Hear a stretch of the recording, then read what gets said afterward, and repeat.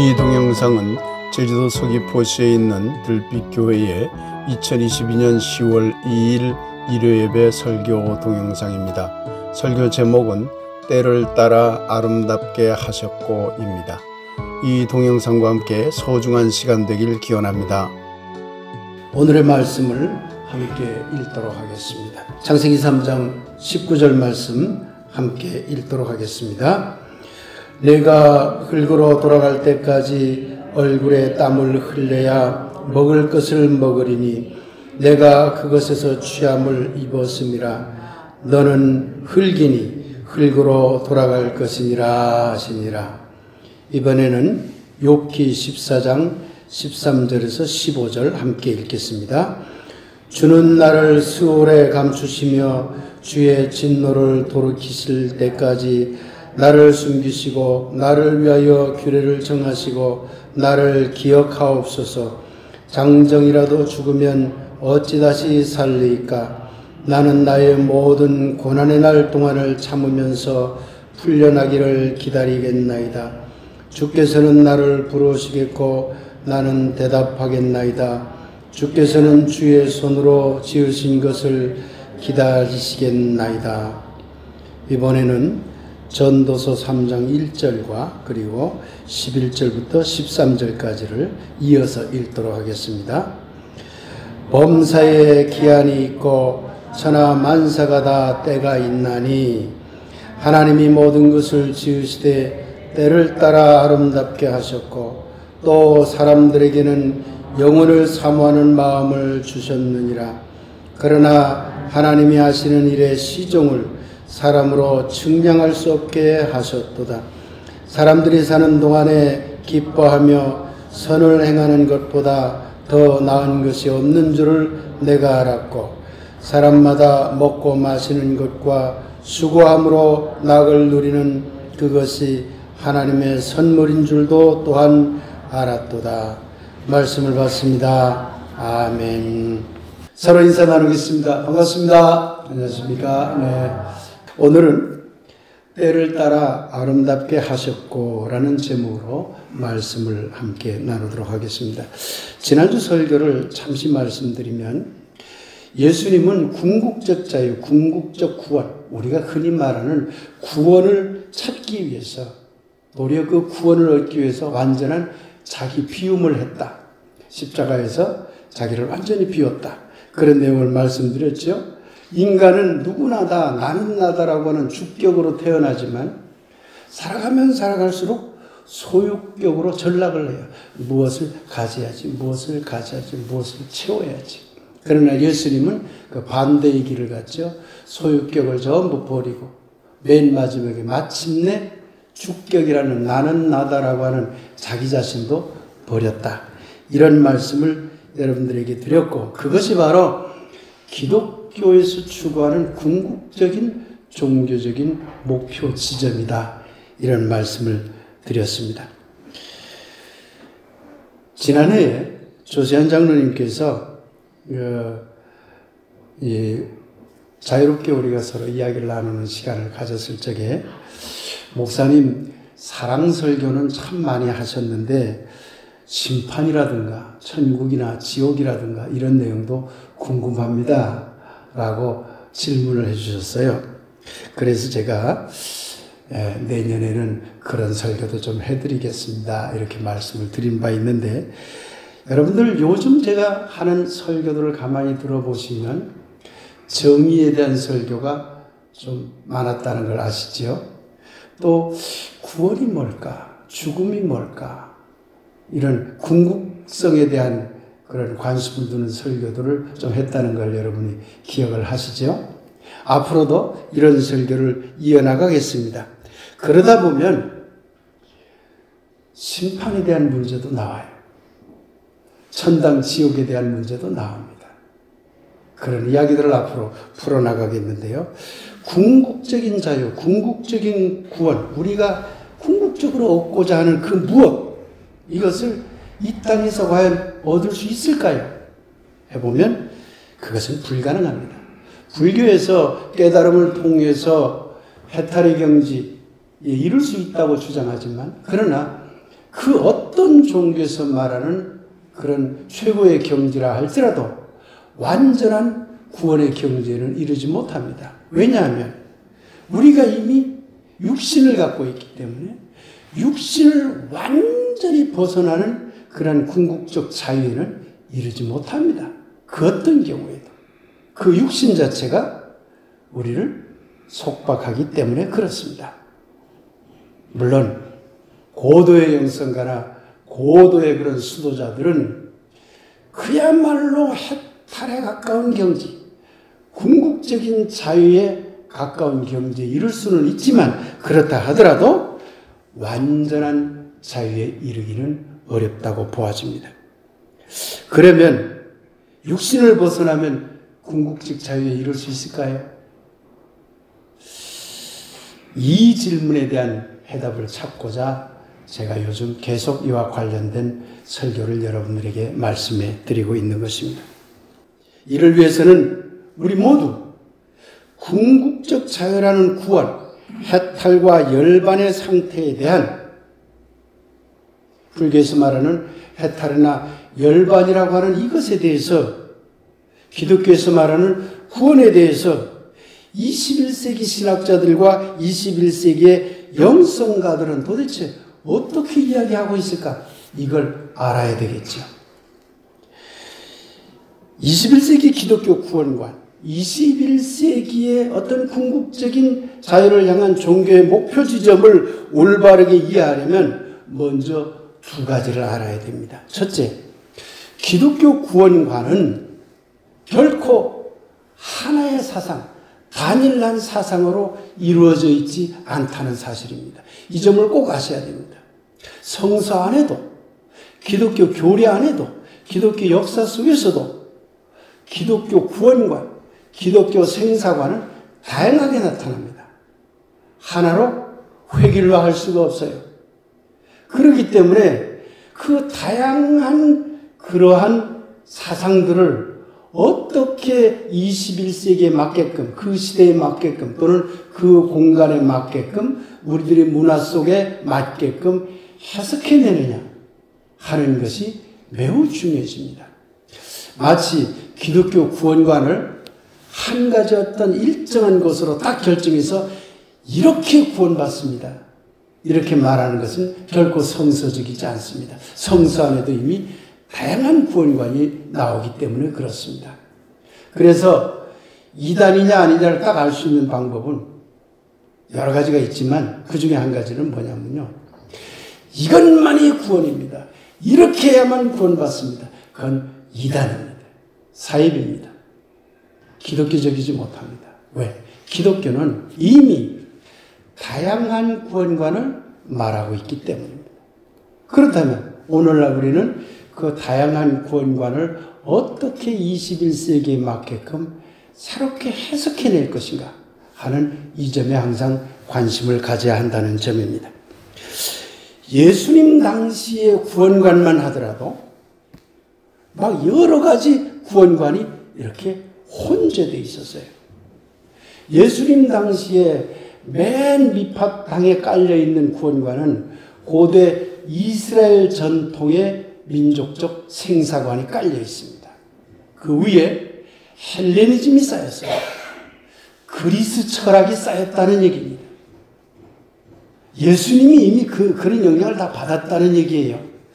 고대 이스라엘 민족의 구원관, 고대 이스라엘 민족의 생사관만 가지고 있었던 게 아니라 그 위에 이미 그리스 사상이 들어와 있었어요. 예수님 살 때. 그런데 예수님은 이미 그리스 사상을 받아들인 사람이죠. 어쩔 수 없이 삶의 환경이 그렇기 때문에 받아들인 거예요. 여러분들이 기독교를 믿지만 불교와 유교 그런 전통 속에 있는 대한민국에 태어났기 때문에 불교나 유교를 어쩔 수 없이 받아들인 것처럼 예수님도 마찬가지예요. 이미 헬레니즘이 유대 땅에 퍼져 있었기 때문에 예수님은 그 영향을 받은 거죠. 그리고 영지주의라고 하는 것이 그 위에 또 쌓여요. 그리고 네 번째로 쌓인 게 있어요. 그게 뭐냐면 후기 유대교의 묵시사상이라는 겁니다. 이 묵시사상은 저 옛날에도 있었어요. 그러나 예수님 당시에 이 묵시사상이 엄청나게 발달했습니다. 이 네 가지가 기독교의 구원관, 예수님의 구원관에 큰 영향을 미칩니다. 이걸 제대로 알지 않고서는 기독교 구원관을 올바르게 이해하기 어렵다는 이야기입니다. 오늘 이 모든 이야기를 다 말씀드리기는 어렵습니다. 그 내용이 방대하기 때문에요. 그래서 오늘은 우선 고대 이스라엘 민족의 구원관, 생사관은 도대체 어떤 것이었는지 이 점에 대해서 집중해서 살펴보려고 합니다.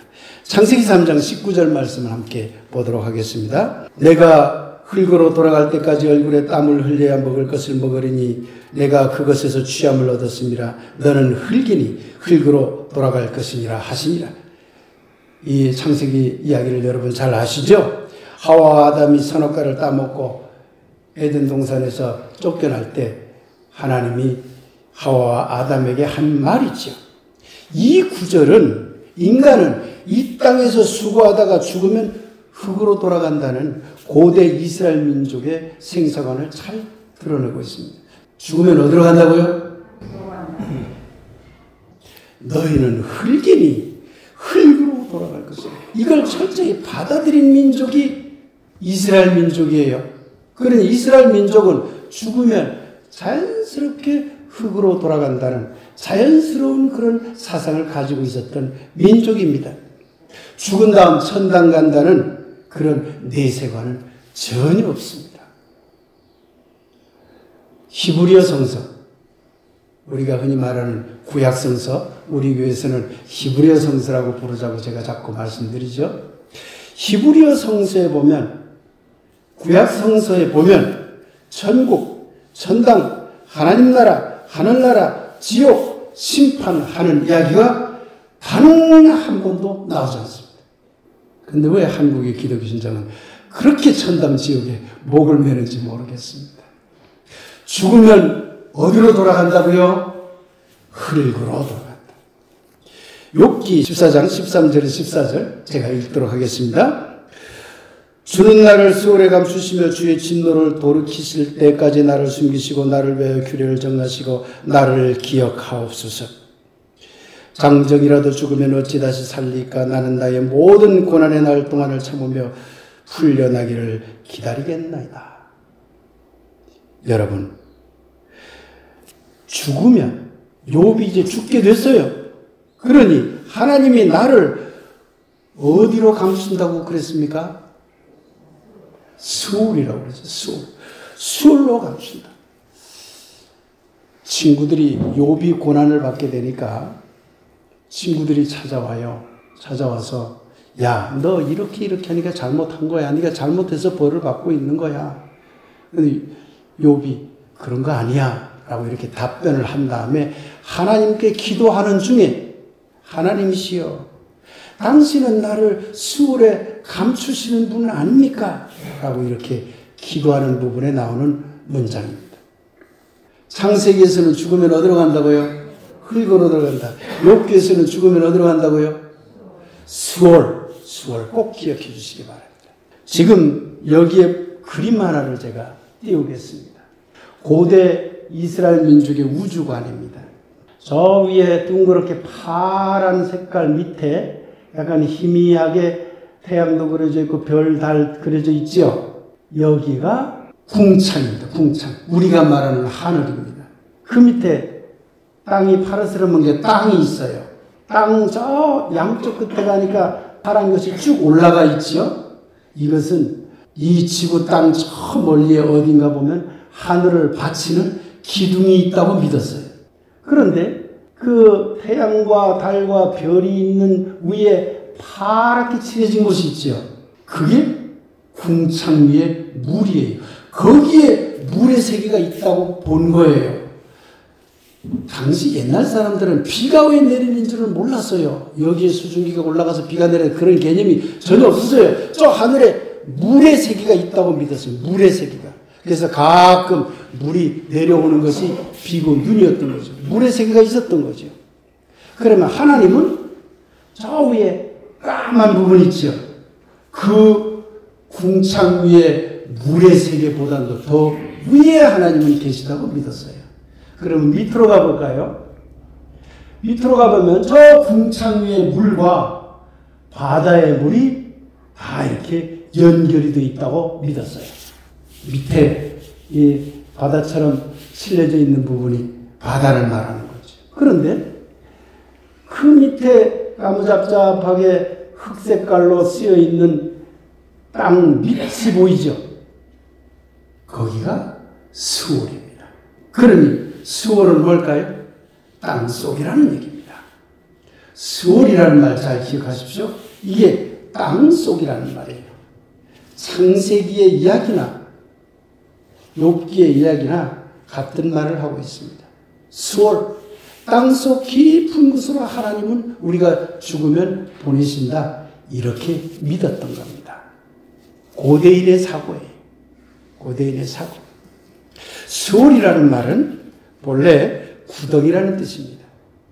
구덩이라는 그런 히브리 말인데 헬라어로는 하데스라고도 합니다만은 이 말은 땅속 깊은 곳에 깊은 곳 그것을 어떤 깊은 곳 그것을 수올이라고 이야기를 합니다. 그런데 이 수올을 신약성서에서 그 하데스라고 하는 말을 한국어로 번역하면서 여러 가지로 번역을 해버렸어요.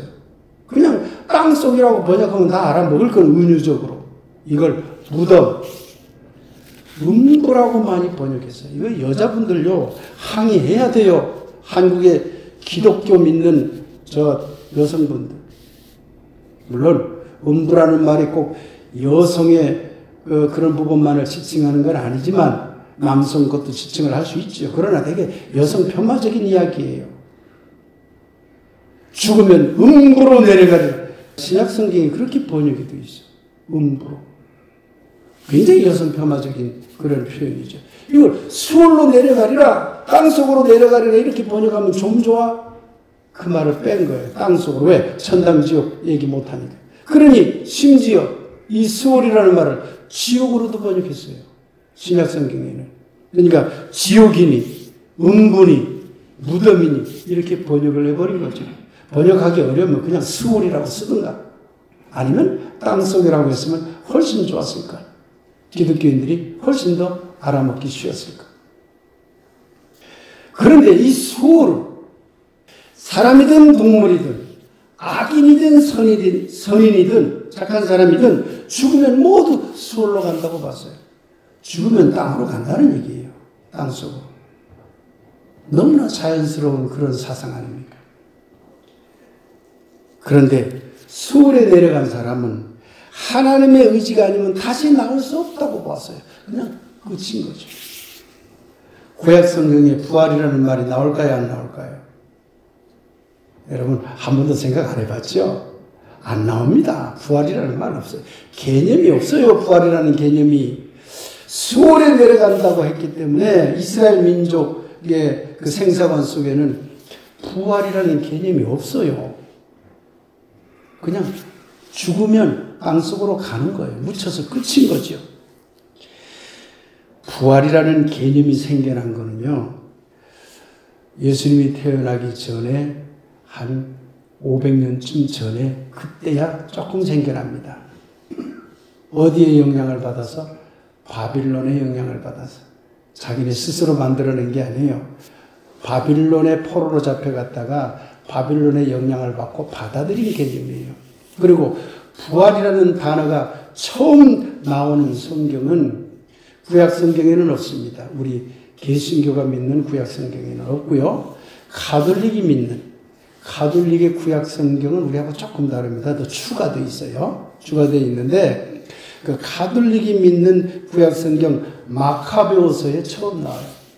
그럼 부활이라는 단어가 맨 처음 성서, 가톨릭 성서에서 맨 처음 나오는 것은 예수님 태어나기 전 한 150년경이에요. 그전에는 이스라엘 민족의 사고 속에는 부활이라는 개념이 없었습니다. 생사관이 이렇게 다르다 그 말입니다. 이스라엘 민족의 생사관을 정리 한번 해보도록 합시다. 이스라엘 사람들은 인간의 육체와 영혼을 나눌 수 없는 것으로 보았습니다. 인간의 육체와 영혼을 나눌 수 없다. 둘은 반드시 하나로 합쳐져서 생명을 이룬다. 이렇게 본 것이에요. 이게 매우 중요한 개념입니다. 고대 플라톤의 영육이원론, 영혼과 육체가 나눠져 있다라는 생각을 이스라엘 사람들은 하지 않았다는 얘기입니다. 죽으면 어디로 간다고요? 흙으로, 땅속, 수월로 돌아간다. 그렇기 때문에 죽기 전에는 땅을 일구면서 열심히 살아가야 된다고 믿었던 사람들이죠. 그런데 이러한 고대 이스라엘 사상이 특히 중세 기독교로 이렇게 변화되면서 인간은 원죄값 때문에 죽는다고 이해하기 시작했고 바울 사상을 기독교 속에 강력하게 집어넣어 버렸어요. 죄에 싹슨 사망이여 하나님의 은사는 그리스도 예수 우리 주 안에 있는 영생이니라. 로마서 6장 23절에 이렇게 나오죠. 이게 바울이 한 말입니다. 예수님은 전혀 이런 말을 해본 적이 없습니다.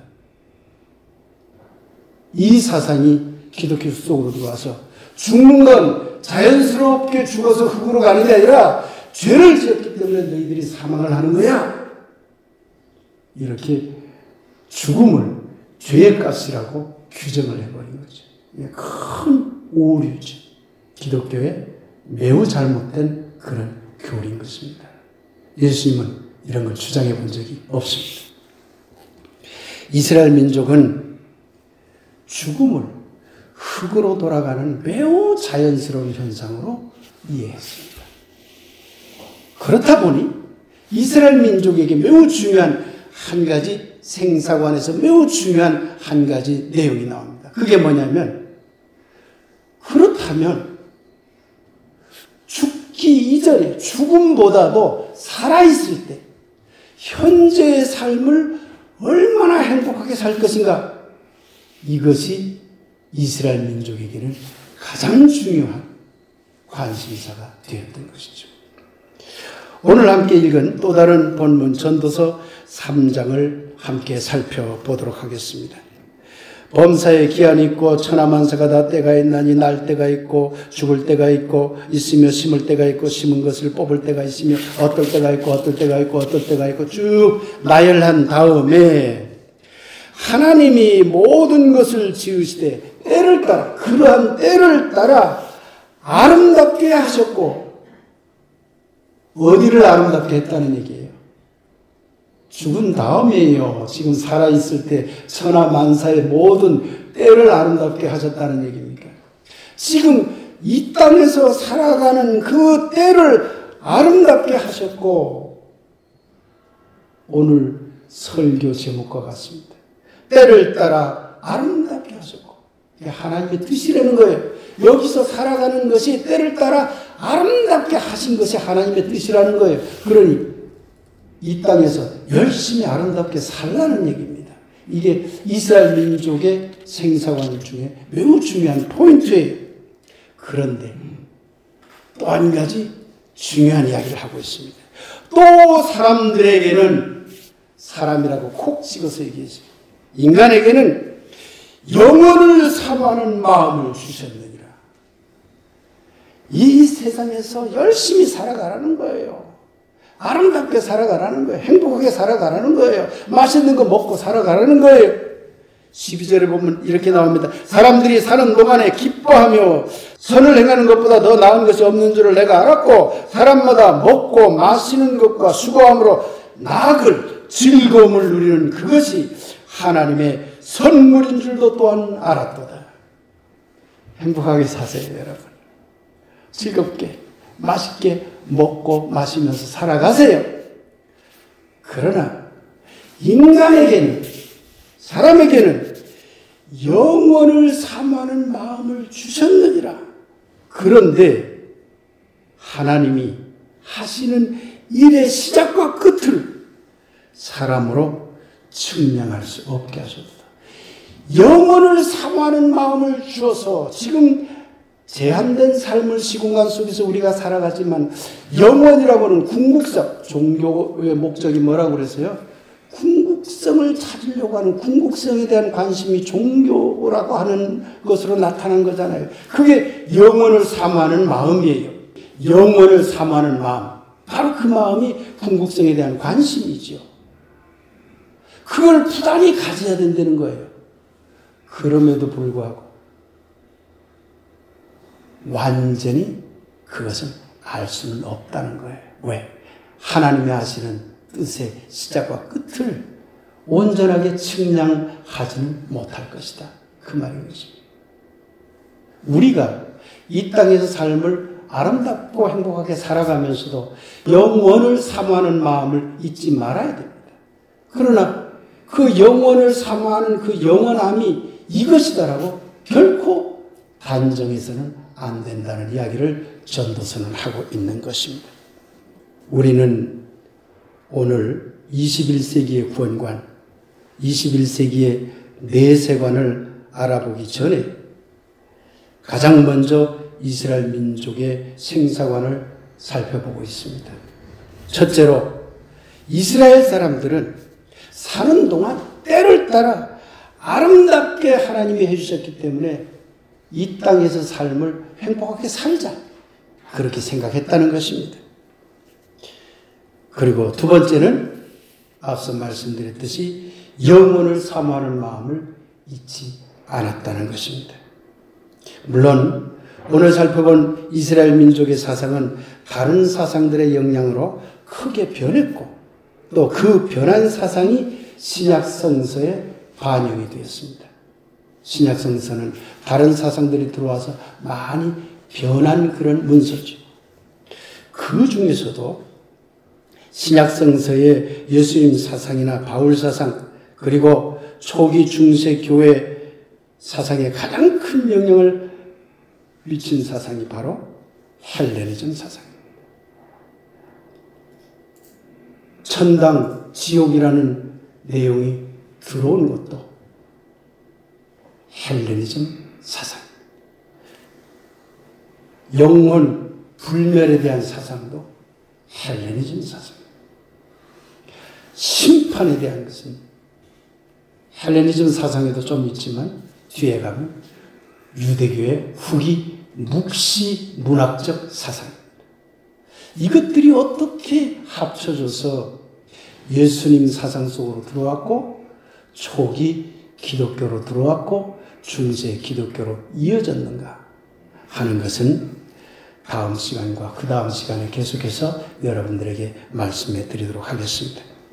사랑하는 들빛교회 교우 여러분, 그리고 이웃 여러분, 지금까지 살펴보았듯이 이스라엘 전통에서는 이 세상에서의 삶을 때를 따라 아름답게 하나님이 해주신 것으로 이해했습니다. 그래서 그들은 천당과 지옥이라는 이분법이 없었고 그저 죽으면 흙으로 돌아간다고 자연스럽게 생각했습니다.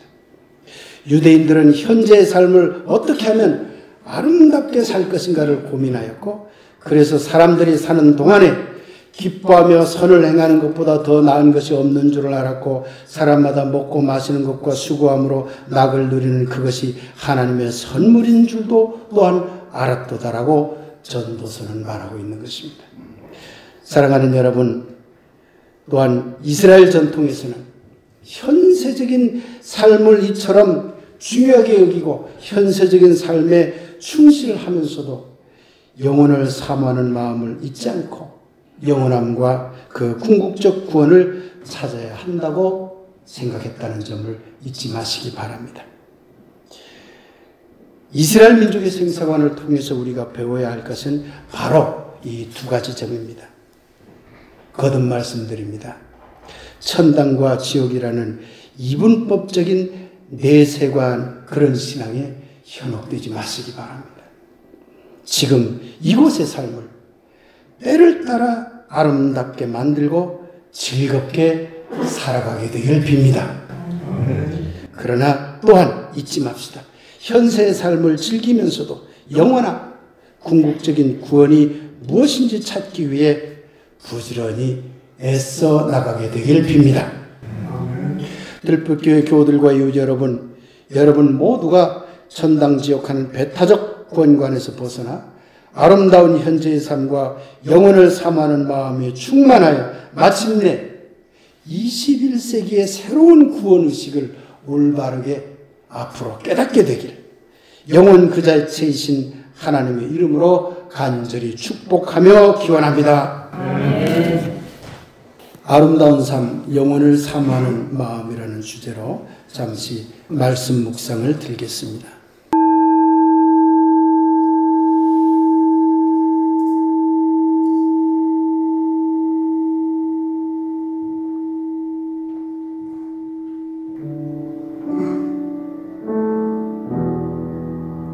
천당이 없다고 상상해 보세요. 지옥도 없어요. 라고 존 레논이 노래했습니다. 서로 나누며 함께 살아가는 삶을 상상해 보라고 그는 또한 노래했습니다. 하늘이시여, 이 땅에서의 우리의 삶을 때를 따라 아름다운 삶이 되게 하소서.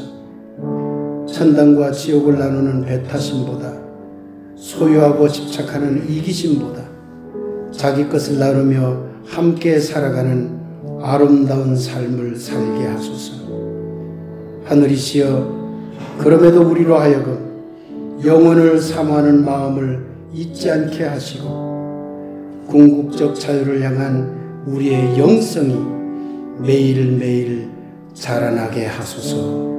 아멘.